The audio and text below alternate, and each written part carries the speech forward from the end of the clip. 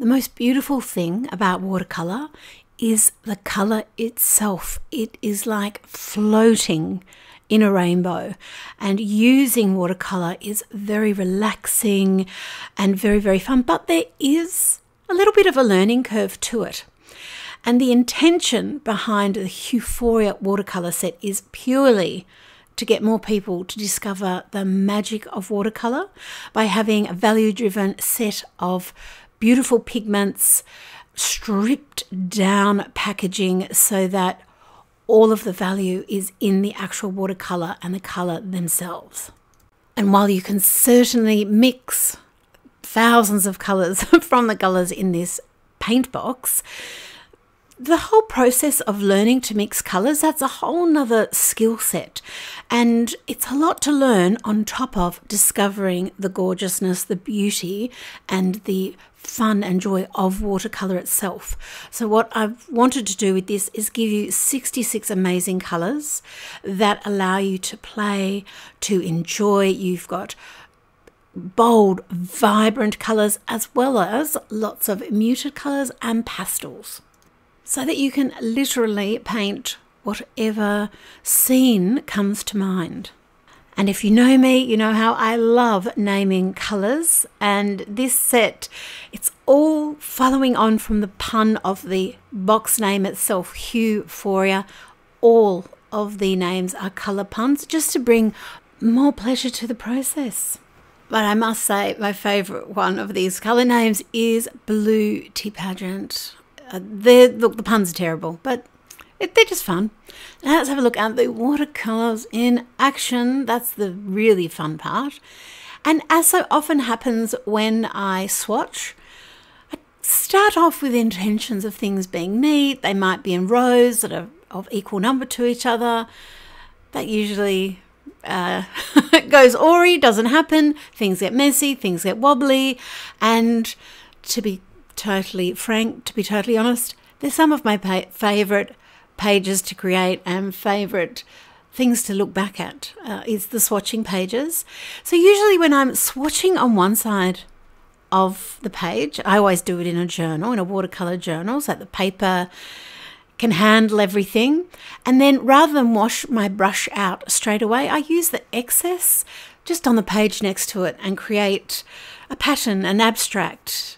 This particular time, with all of these colours, a little face started to appear as well, and there are some really lovely flesh tones in the Huephoria set, from very, very light right through to really beautiful and deep. Lots of fleshy life colours, corals and peaches, to bring blush and waterlines, that sort of thing, as well as colours for hair and eyes, as you would imagine.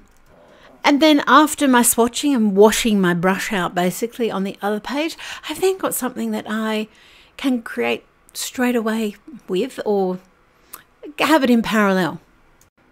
But it's just a really wonderful way of course, learning the colours, but also how they interact with each other, if you're layering them over one another, and how you can use them together to mix other colours as well.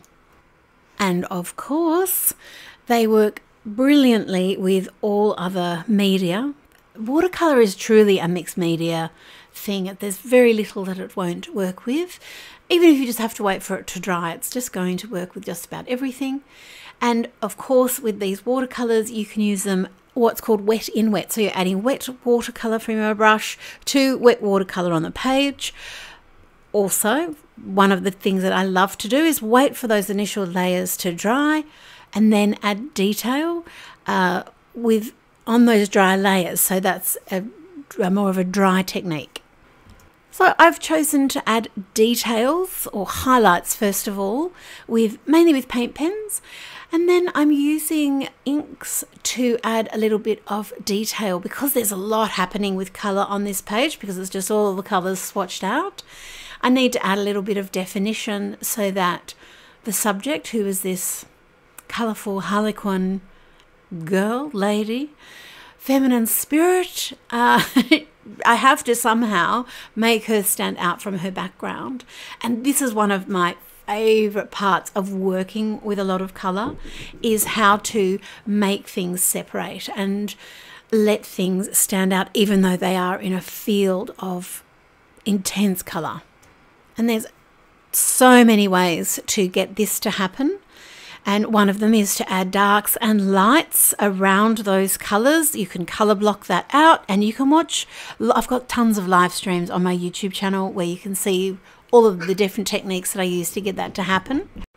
And because I'm so often working in a journal or on a canvas or something that you physically move around that catches light every time your eyes move, I like to use metallics because they catch the light with page movement or as you move around a larger painting. And I don't use them more as a highlight. I like to use them as a boundary because they draw attention to themselves. So I've added a pebble pigment, which is gorgeous metallics, a gold, to my Huephoria palette lid, just with a little bit of water, stuck that metallic pebble on there so that I have that little bit of glimmer to separate out these really bold fields of colour, because I kind of love her just living amongst it, like she's part of the colour in this picture here, part of the drawing, part of the colourful world. I think it might be me. So that's the Huephoria palette, living in a field of gorgeous colour. That couldn't be you.